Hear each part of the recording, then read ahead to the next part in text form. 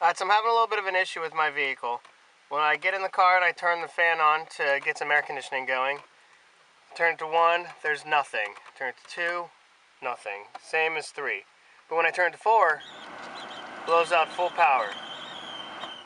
So that's a good indicator that the blower motor resistor is bad.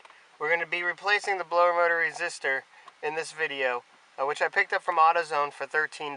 So it's really not too bad at all.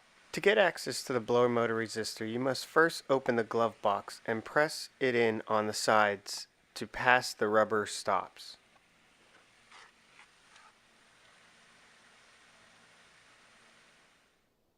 Once inside, you will need an 8mm socket and an extension to remove one bolt holding the resistor in place.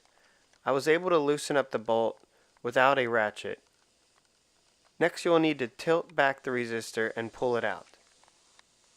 Then unplug the electrical connector to remove it completely. Once the part is out, you want to compare the old part with the new part to make sure that they are the same. Other than the color being different, mine was exactly the same. Installation is in the exact opposite order. First, connect the electrical connector. Then insert the resistor into its slot, followed by screwing in the bolt. Once all that is complete, just close the glove box and test your hard work to see if it paid off.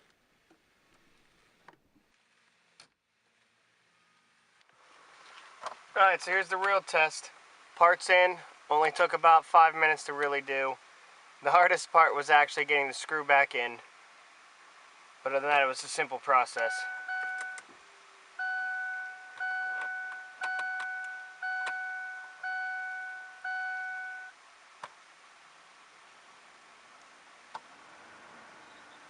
We got power on all of them.